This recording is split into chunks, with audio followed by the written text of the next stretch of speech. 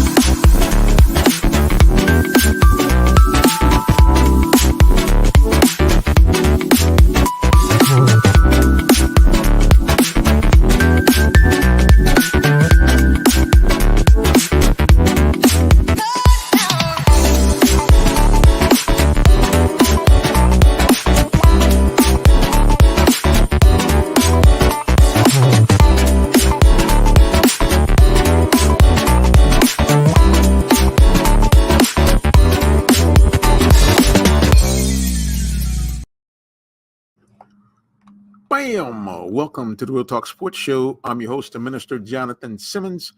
We thank God for those of you who decided to join us here this morning on our Real Talk Sports Saturday Sports Update. And we're broadcasting to you from our workstation at Allen Vigil Ford and Lincoln. They are our premier sponsor for high school football, as you guys know.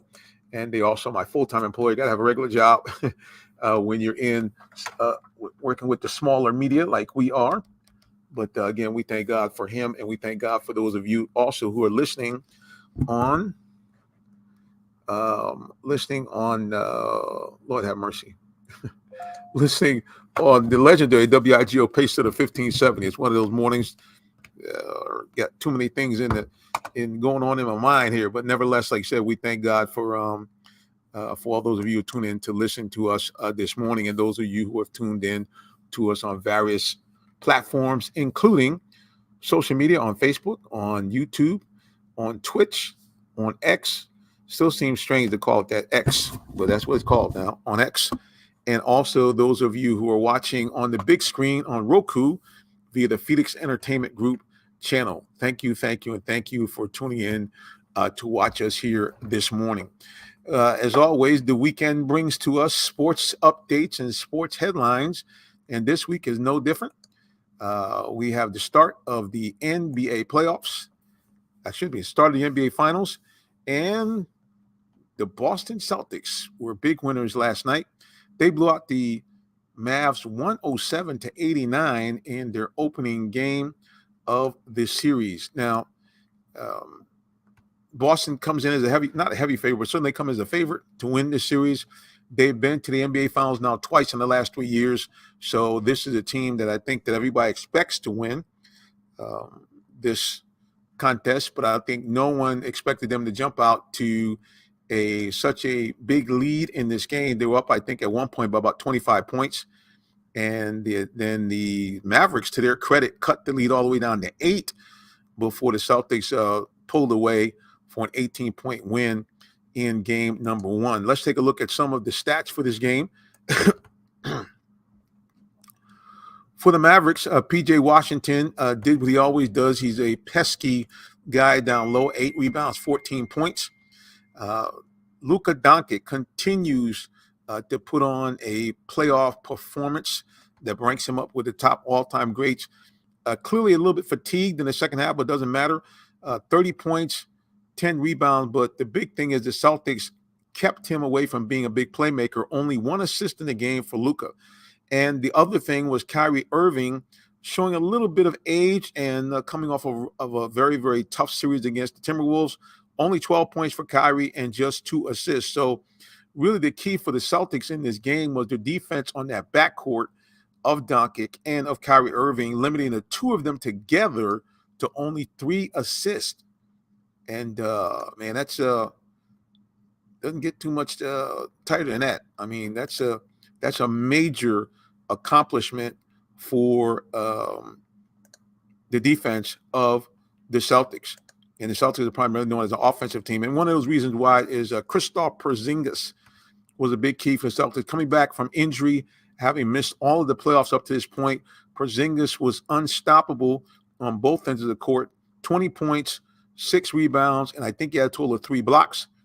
And, of course, you have to expect the dynamic duo of Jaylen Brown and Jason Tatum would be contributing. These guys, ironically, didn't have their very best game. Tatum, once again, point-wise, coming up with a type of game that makes people kind of wonder, is this guy really a true MVP candidate? In 42 minutes, he only logged 16 points and just 11 rebounds. Meanwhile, his stablemate, Jaylen Brown, that guy there, he's got that dog in him. 22 points, 6 rebounds, and 2 assists. Also, Al Horford continues to be a key cog in any type of Celtic playoff run. A guy, as you know, here was an outstanding player here for the Hawks. Now, in his latter years, I think he's almost 39 years old. Doesn't matter. 30 points, great defense, 10 points, 7 rebounds, and 3 assists, and a couple of big threes. Drew Holiday, 12 points, 8 rebounds, and as I mentioned, Porzingis, 20 points and 6 rebounds, and not to forget Derek White, making a total of 6 Celtics in double figures with 15 points. So Celtics win the game 107-89, taking on the Mavericks in game 1, and kind of doing what we expect them to do to get off and to initially at least hold home court advantage. Retain that by winning game 1. You never want to do what teams have done so far in this playoffs in the case of Denver. And also we saw in the West the next series against the Mavericks where the Timberwolves did the same thing. And, of course, in both those cases, they lost. So at the end of the day, you want to hold down that home court, and the Celtics are on their way of doing that, a big 18-point victory over the Mavericks. And I think really, like I said again, I think some of this for the Mavericks was a case of fatigue. Celtics coming very well rested after knocking off the Cavs in 5. Meanwhile, although the Mavericks won in 6, it was a ferocious battle against the Timberwolves to try to, get those guys out of there. The young Ant-Man, Anthony Edwards, gave them all they could handle. But even he said that by the time he got to the Mavs series, he was fatigued. So, again, I think that some of that is what you saw in game 1, and I think that coming out in game 2, the Mavericks will be in much better shape. I think that they'll be in much better position to be able to possibly steal game 2 and to retain the home field advantage. But the Celtics, like I said, again, they are the favorites, and this is a team that really got to win this. I mean, no ifs, ands, or buts about it. The Celtics have to win this NBA Finals, and especially the narrative around Jason Tatum, like I said, again, being kind of a top 5 player. A lot of people talk about him being the new face of the league. I was listening to a sports station yesterday. They talked about the changing of the guard, how the Steph Currys, the LeBron James, the Kawhi Leonards of the world, the Paul Georges, all these guys are beginning to fade off the scene. Even if you talk about Russell Westbrook, all these guys that through the era of the 2010 through the 2020 were really the dominant players in the league. But these guys now are getting ready to fade off the scene. So the question is going to be, who is the new face of the NBA? And, of course, Jason Tatum is one of them. And you got to say that certainly Luka Doncic is one of them. We had hoped here in Atlanta that Trae Young was one of them. But Trae Young has been, I think, besieged by delusional fans. I think that what happened was we got spoiled on that run in 2021 to the NBA Eastern Conference Finals. And I think management kind of has mismanaged this team as far as personnel. I think they made, by breaking up the original big 3 that they had, and I'm talking about Trae and John Collins and Kevin Huerter. And instead of kind of building around these guys, which we thought they were going to do, they did just the opposite. They kind of traded away all of these guys. And now we're looking at a team that is actually thinking about trading Trae Young. And I got to tell you, it's already created some angst here in Atlanta with Doncic being a guy that many people are consistently saying he should be a future MVP and certainly a first ballot Hall of Famer if his career continues like this. He's been unstoppable in every playoff run they've had. And a lot of people are thinking, hey, man, we made a mistake because Luka Doncic was, we had the opportunity to draft him and we did not. Now, I go back and tell people, keep in mind, let's not, let's not kind of throw the baby out the bathwater. We got to remember that trade was not just Luka for Trey head up. It was Luka for Trey and then a draft pick would later turn out to be Cam Reddish. Cam Reddish showed during that same time period that he might be an impact player, but in a sense has never really lived up to the billing, became kind of a locker room problem here in Atlanta allegedly, and has been traded to a couple of teams, finally landing on with the Lakers. But even still, he's not a huge factor with that team. He's a bench player, maybe I think the 7th or 8th man. So again, who knew?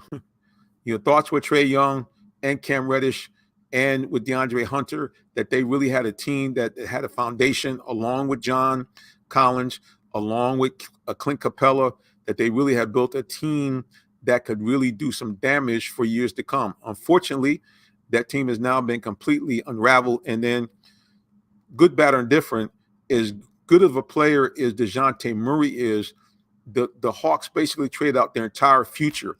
They gave, I think, 3 first-round picks for DeJounte, and now they're talking about either trading Trey or DeJounte and rebuilding this team.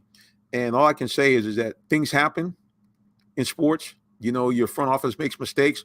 We saw a couple of years ago in the NFL, we've seen this repeatedly in the last couple of years with quarterback misses.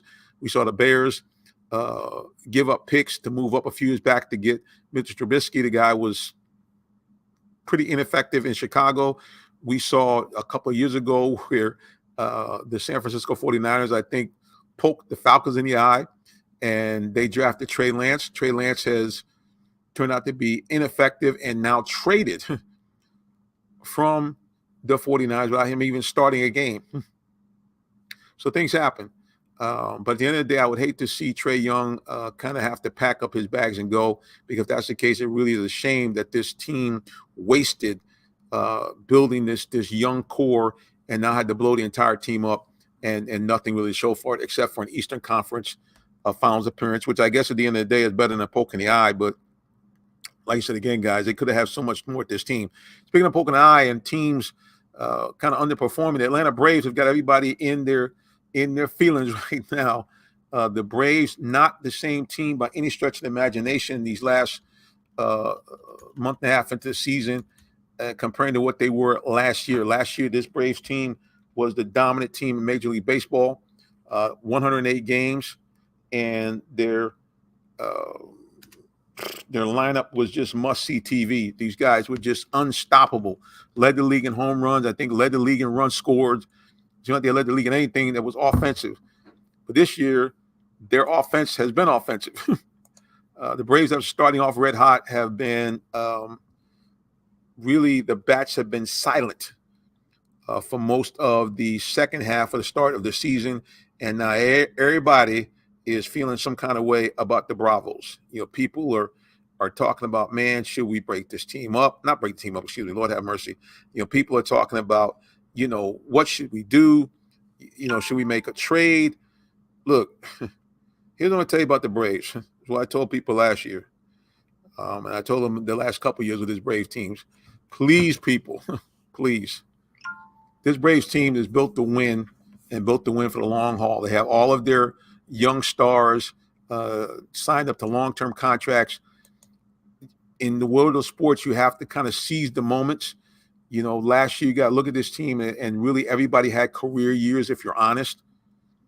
Olsen set the all-time Braves records for home runs in a season. The guy hit 54 home runs. That's more than he's ever hit in his life. Ron Acuna had a season for the ages. The guy was 40-70. No man in NBA and MLB history ever has even come close to that.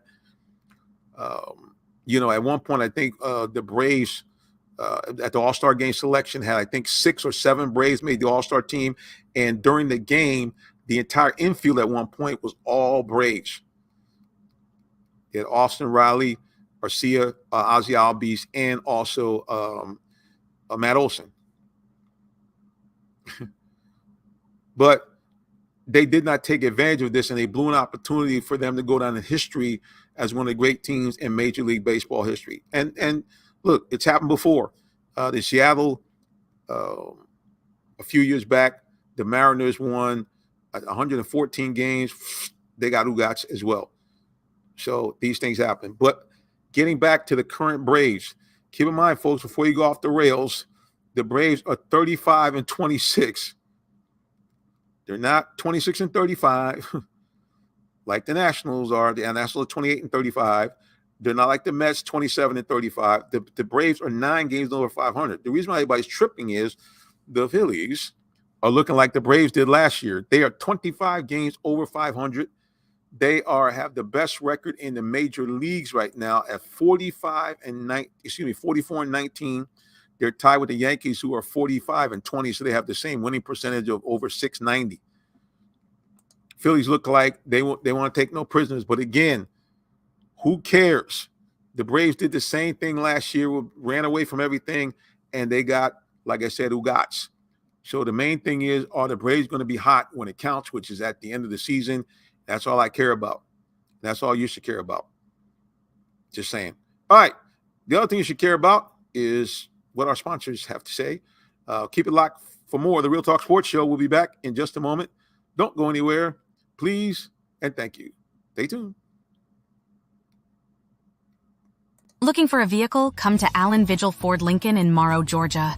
We're a family-owned dealership that's been serving the Atlanta area for over 40 years, offering an unbeatable selection of new Fords, Lincolns, and pre-owned vehicles. Enjoy our exceptional customer service and great financing options tailored just for you. Visit us at 6790 Mount Zion Boulevard in Morrow, Georgia, located just 20 minutes from downtown Atlanta. Call us at 678-364-3979 or visit online at allenvigilford.net.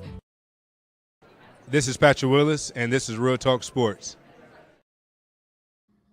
Hey, we're back here, Real Talk Sports Show. I'm your host, the Minister Jonathan Simmons. We thank God again for those of you who decided to tune in to join us here on the broadcast as we do our Saturday Sports Update, wrapping things up now here in the final portion of our program here. I want to get back to some football now because down here in the South, and I really say around the country, football rules the roost. Everybody's football crazy, and people want to talk football 24/7. And that, in fact, is what's seemingly to go on. Now, I will tell you one thing before I get into the NFL and talk, of course, about our Atlanta Falcons, because that's why I'm located here in Atlanta, Georgia. I got to tell you, folks, I'm feeling some kind of way about both college football and the NFL. I mean, both of these guys, yeah. Do we tune in? Do we watch? Are we excited about watching it? No doubt about it. But I'm really getting kind of fed up with to me, the greed from both of these entities, whether it be the uncontrolled NIL in college football, and to me, the overbloated expansion of these conferences. And of course, we now have the playoff expanded to 12 games, which I think is a joke. One of the things that I think has made college football so popular is the fact that, you know, the regular season in college football meant something. And also, I think these regional contests, they meant something that we used to have, you know, as these teams with these great conference clashes, whether it be Michigan, Ohio State, whether it be UCLA versus USC to see who would win the Pac-12. Now the Pac-12 is really the Pac-2. ACC, grab teams from all over the country, as well as the SEC, with now Texas and Oklahoma being the SEC. To me, it's a joke. It's just greed and strangling out the mid-majors and other teams that could compete legitimately for, titles, like we saw a few years ago with Boise State, or we saw with Cincinnati, and forcing, colleges and college teams to spend more and more money to create these, for lack of a better term, these football fantasy worlds. You look at the locker rooms of some of these teams; they're better than the pro locker rooms. So, to me, it's getting to the point where it's too much. And then with the NILs. Now, before, I've had, former college athletes come on and try to explain to me, say, Rev, look, at the end of the day, these coaches are making a ton of money. These schools are making a ton of money. So these kids should be able to get paid. But I go back to what Dion said. Dion said, remember, NILs means name, image, and likeness. And we're seeing primarily none of that. We're just seeing basically pay for play, which is why one of the great coaches in college football history said, I'm out of here. Nick Saban said, I'm out, because he says at the point now, he said, where his wife asked him, said, honey, what are we trying to do? Because the kids are really no longer interested in, being developed into being good men, being good fathers, being good students, hopefully on the road, being good businessmen, or just being good citizens. All it is now is about how much you're going to pay me. And like I said, don't be wrong. Coaches get paid a lot of money. Nick Saban making $10, $15 million a year, and he never goes on the field and plays a down. So I'm not trying to begrudge these college students the money, but I'm thinking at the end of the day, hey, man, I mean, can you go to class like a regular student? No, but you still have the opportunity to get an education from that school. And so to me, instead of just the NILs and just paying for play, it should be that student, if he goes to that university, it should be he has an unlimited time and ability to get his degree if they desire. Schools should, they should, if they want to come back 10, 15 years later, the school should pay for them to be able to get their education needed to get a degree. That's one thing that the school should do. And then the NIL should be governed, which they can't be now because the NCAA is now a toothless tiger. It should be governed at the fact that each one of these payments should be tied to an actual endorsement, should be tied to, okay, the kids, which they're talking about now, which makes sense, are getting a cut of the revenue from sales of, like, for example, EA Sports, the college football game, or jersey sales, sneaker sales. I agree with all of that. Local car dealers like we have here, if they want to pay an athlete or athletes to endorse their car dealership, if they want to give them a check for coming down and making an appearance at the dealership, no problem. I got no problem with none of that. But this other stuff they're doing, just like I said, just paying guys, I disagree with that totally. And the other thing is a joke. These NIL collectives, just, basically boosters stockpiling money, like I said, to pay these guys. And last but not least, on my rant, the last thing I want to say is this idea of college football now coming on all these different days, just like the NFL doing the same thing where, it used to be that the schedule was set up so that if, in fact, on the weekends, it would work like this. High school football, they had free reign of Friday nights. Friday Night Live is one of the best things in America. People can come out and see their kids play. A lot of these kids are not, D1 prospects. These are their time for their heroic moments. Families can come out, support their kids, support their school.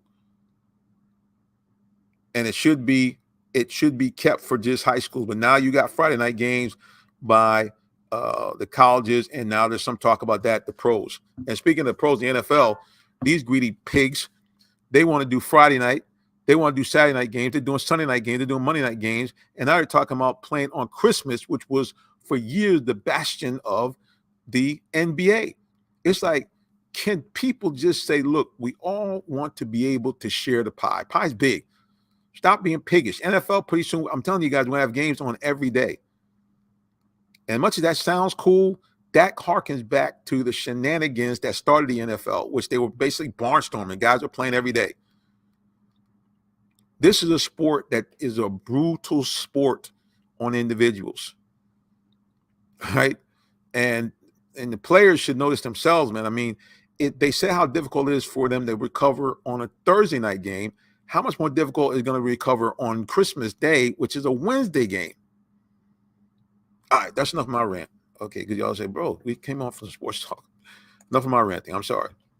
All right, let's go and take a look at what I did last week. I finally got a chance to go out to the Flowery Branch where the Falcons practice.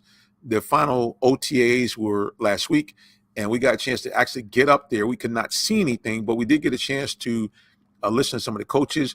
If you could, please go to our YouTube page. We are Real Talk Sports 7 on YouTube. What I want to do is they'll let you listen to a clip from the wide receivers coach, Ike Hilliard. and I asked him a question about the Falcons' high-powered offense and what he had to do to kind of put all those pieces in place to make sure that these players could, in fact, be the best they could be and turn this Falcon offense into what everybody thinks could be, similar to that team that went to the Super Bowl a few years back, was one of the greatest offensive teams of all time. So here's our interview with Falcons wide receiver coach Ike Hilliard. Ike Hilliard, wide receiver coach, Atlanta Falcons. Coach, looking at this team, everybody's been talking about how high-powered it is, how many offensive weapons. What do you really do to reinforce the type of scheme that you guys are trying to run to be most effective for your players? Say we're high-powered, huh? That's what everybody says. Yes, sir. Looks good on paper right now. We have a lot of work to do. Look, we have the luxury of having a quarterback that's seen it all, and we're really excited about that. We also have the luxury of having a quarterback that was drafted really high that has a ton of potential. So that puts us in a category of having a high-powered offense, man. Good for us, but we still have to put the work on the grass.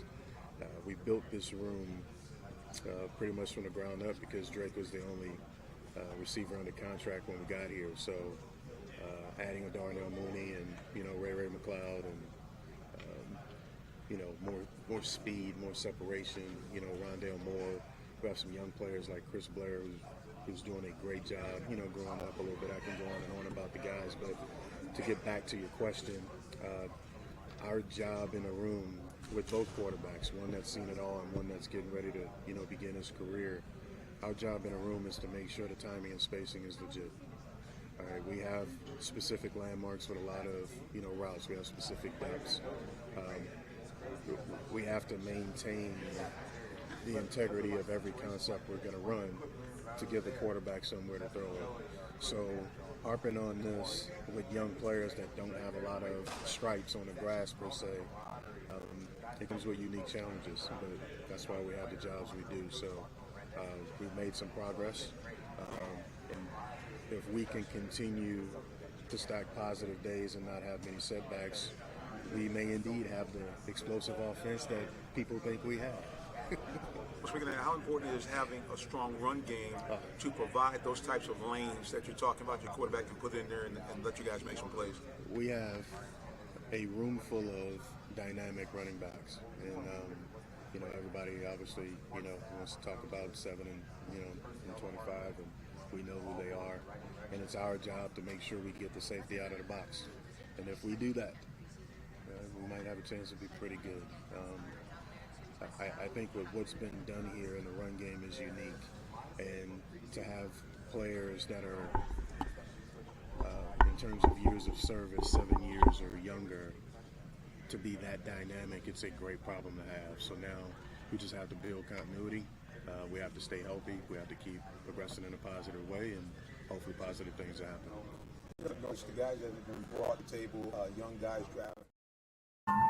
That was our interview with Coach, the wide receivers coach, which talking about Ike Hilliard.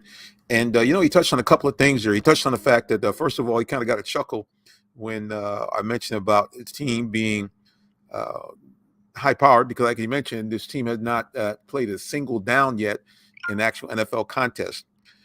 Second thing that he talked about is the run game. Everybody's talking about Kirk Cousins, but Falcons really have had over the last couple of years one of the best running attacks in the league. So it's going to be imperative that the Falcons continue to find a way to run the ball to create what they did in the Matt Ryan prime years, which is a team where you had a quarterback who was accurate, some really good wide receivers. There's nobody here, I don't think, that's Julio Jones, but that remains to be seen. But at the end of the day, a team that was able to take advantage of the play action fake. And with a guy like Kirk Cousins is not a mobile quarterback, that's going to be very, very critical. And I think really, and you can listen to more of our interviews on YouTube as we talk to the offense coordinator, Zach Robinson, about Tyler Algiers. That's a guy who I think is going to be the unsung key to how well this team goes. So keep it locked on the Real Talk Sports Show, Real Talk Sports 7. Follow us anywhere on social media and for more great coverage. Well, we have to go. We thank God, especially for those of you who have been listening to us on the legendary WIGO Pacer to 1570. We will ask you to keep it locked right here on 1570 and also on WIGO1570.com. And the preacher has one more thing to say before I go. Look, guys, tomorrow's Sunday, So let's get the spiritual thing started off right. If you don't know the Lord Jesus Christ, your personal Savior, I'm telling you, please, man, please, sir, get to know him today. Nobody loves you like Jesus. He's the one that died for your sins. So if you repent of your sins and believe in him, two great things happen. You become a citizen of the kingdom of heaven and a adopted child of God. And when you die, you go to that happy place called heaven and avoid that nasty place called hell. I don't know about you, but like option number one instead of option number two. All right, guys, until next time we get back together again, as we say each week, God bless you and have a wonderful rest of your day or evening, whichever may apply. So long and take care.